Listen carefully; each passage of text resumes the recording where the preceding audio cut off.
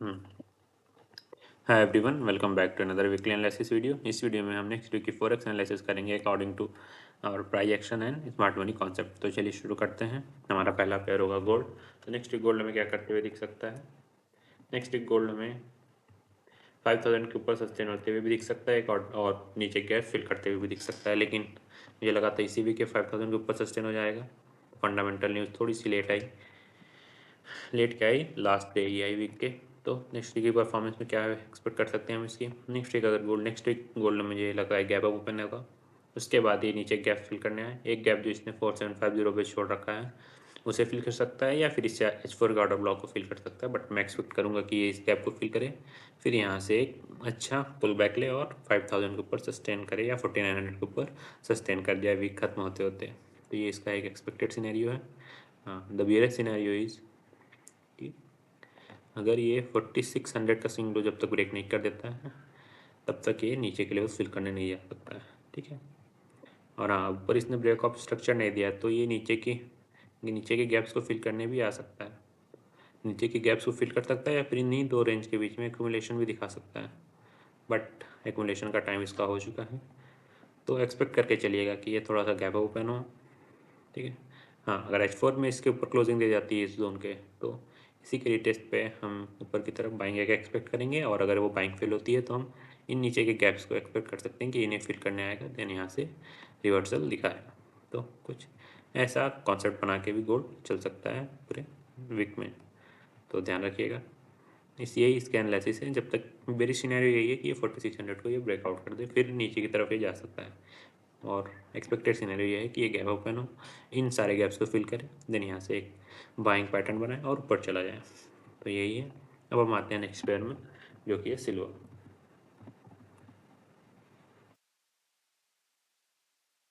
Next एक silver में क्या करते हुए दिख सकते हैं, उसके लिए थोड़ा चार्ट को रीसेट करते हैं। तो प्रीवियस वीडियो में मैंने बताया था कि 85 88 के पास जा सकता है अभी खत्म होते होते। तो नेक्स्ट वीक क्या कर सकता है ये? तो नेक्स्ट वीक सिल्वर में इन गैप्स को रिटेस्ट करने आते हुए दिख सकता है। जो ये गैप डाउन इसने दिया था, तो इससे ये गैप एज ए सपोर्ट काम करेगी, तो ये इसे फिल कर सकता है और वापस ऊपर की तरफ कंटिन्यूएशन दिखा सकता है। हाँ, अगर इसने इस सॉर्ट ब्लॉक का ब्रेकआउट करके या इस स्विंग लो का अगर इसने ब्रेक कर दिया जो कि 70 का है, तो फिर ये हमें 60 केरी के पास भी जाता हुआ दिख सकता है। ये इसका ओवरऑल सिनेरियो है, बाइंग सिनेरियो है। ये भी थोड़ा गैप ओपन हो, ये जो सप्लाई बनी हुई है T2 पे, ये इसे थोड़ा सा नीचे भेजे इन गैप्स को फिल करने, फिर यहाँ से ये कंटिन्यूस मूवमेंट दिखा दे ऊपर की तरफ, या फिर ये इन गैप्स को रिटेस्ट करने भी नहीं आ सकता, ये यहाँ से ये डायरेक्ट भी इन्हें फिल करने जा सकता है। तो ये देखेंगे हम मंडे को क्या करता है। बट तो यही इनके गैप्स टारगेट होंगे अभी फ़िलहाल के लिए 88। या तो ये यहाँ से रिजेक्शन लेके इन्हें फिल करे, या फिर यहाँ से इस जोन का रिटेस्ट करें, फिर कुछ ऐसा एक्यूमुलेशन दिखा सकता है इन रेंज में। तो ये इसके सीनेरियोज हैं। अब आते हैं हम नेक्स्ट पेयर में, जो कि होगा CHF JPY। अब हम आते हैं नेक्स्ट पेयर में, जो कि है CHF JPY। Next week CHF JPY क्या परफॉर्म करते हुए दिख सकता है? CHF JPY नेक्स्ट वीक हमें थोड़ा सा रिट्रेस होते हुए दिख सकता है। ठीक है, प्रीवियस वीडियो में मैंने एक चैनल बताया था, तो ये इसका ऑल टाइम हाई एरिया है। यहाँ से इसने एक SMC वाला डबल टॉप मारा और रिजेक्शन ले ली। तो नेक्स्ट वीक क्या करते हुए देख सकते हैं? नेक्स्ट वीक ये इस 203.252 को फिल कर सकता है गैप को, फिर यहाँ से रिजेक्शन लेके इस एरिया के पास आता हुआ दिख सकता है, या 201 के पास 201 को फिल करते हुए भी दिख सकता है ये वीक खत्म होते होते। और इसका फर्दर ब्रेकआउट हमें 199 का ये जो गैप है इसे फिल करते हुए भी दिख सकता है। बट एज वीकली एनालिसिस ये मैं एक्सपेक्ट करूँगा कि इस गैप को फिल करे, फिर यहाँ से रिजेक्शन लेने के बाद ये इस गैप को, इस BOS के एरिया को फिल करने चला है। ये इसका फ़िलहाल के लिए नेक्स्ट वीक का एनालिसिस। और हाँ, इसमें बियरिश सिनेरियो थोड़ा अच्छा बियरिश सिनेरियो में देखने को मिल सकता है नेक्स्ट वीक सारे JPY पेयर में। बढ़िया रिजेक्शन लिया इसने ऑल टाइम हाई के पास, और एक अच्छी सेलिंग भी आई फ्राइडे को। तो आप एक्सपेक्ट करिएगा कि ये गैप को थोड़ा सा फिल करे, फिर यहाँ से रिजेक्शन ले और यहाँ नीचे के गैप्स को फिल करने चला है। तो बीच में भी कुछ एरियाज इसे सपोर्ट दे सकते हैं, जैसे कि पहला तो ये है, ठीक है, पहला एरिया तो ये है जिसने इसे वापस पुश किया, तो ये एक्सपेक्ट करिएगा फर्दर ब्रेकआउट करते जाता है तो हम 201 का एक्सपेक्ट करते हुए चलेंगे। यही इसका एनालिसिस। अगर ऊपर मिलता है मंडे को, रिजेक्शन देता है इन गैप्स को फिल करने के बाद, तो हमें यहाँ शॉर्ट प्लान करना है। हमारा ओवरऑल टारगेट 201 रहेगा वीक खत्म होते होते। अब हम आते हैं नेक्स्ट पेयर में, जो कि है GBP JPY।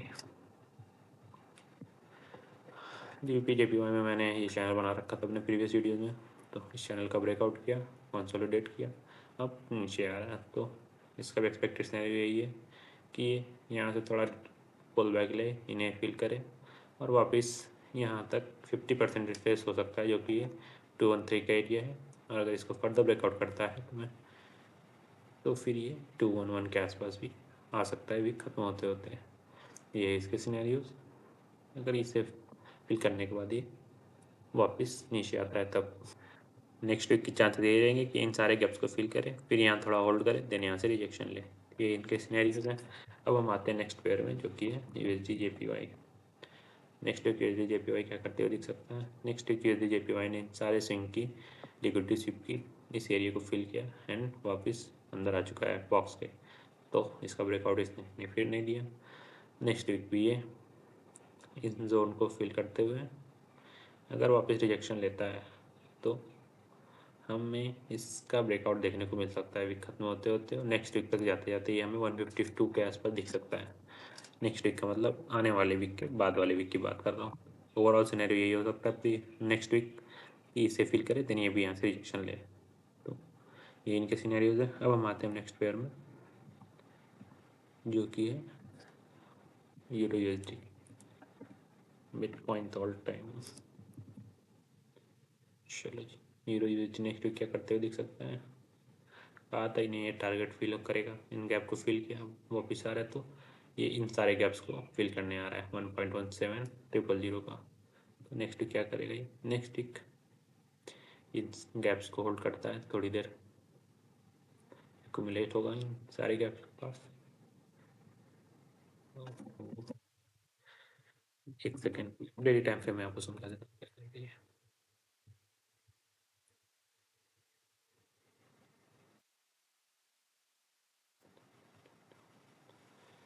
तो नेक्स्ट क्या कर सकते हैं, यूरो USD ये इन गैप्स के पास एक्यूमुलेशन दिखाएगी थोड़ी देर, मतलब इन गैप को फिल कर एक्यूमुलेट होगा, फिर ये इसका ब्रेकआउट करता है टेस्ट पे, ये हमें 1.1900 का एरिया फिल होते हुए दिखा सकता है।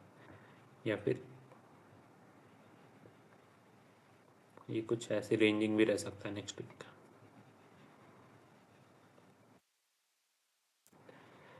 नेक्स्ट वीक तभी कुछ ऐसा रेंजिंग भी रह सकता है, यहाँ से आए, यहाँ जाए, फिर यहाँ जाए, ऐसा ऐसे, तो कुछ ऐसे रेंज बनाते हुए भी ये नेक्स्ट वीक रह सकता है।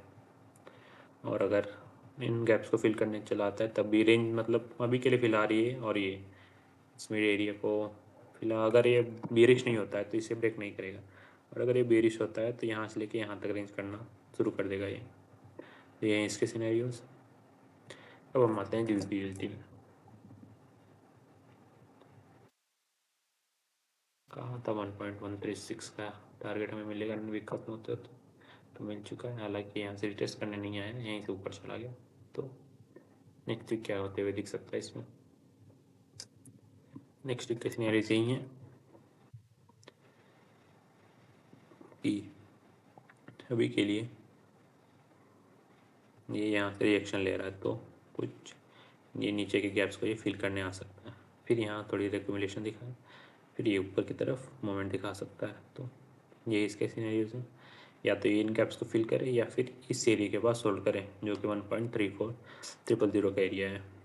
तो कुछ ऐसे सिनेरियोज हो सकते हैं इसमें, ठीक है, क्योंकि विक्स बता रहे हैं कि इनमें रिएक्शन आ रही है।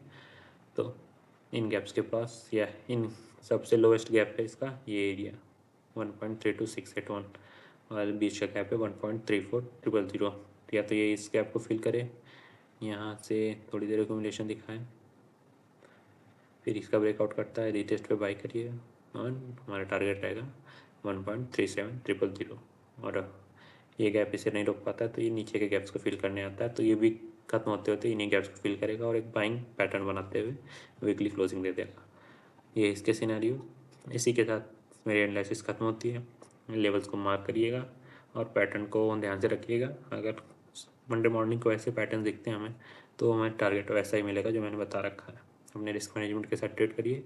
और भी किसी पेयर्स की एनालिसिस चाहिए तो कमेंट करिए। And thanks for watching.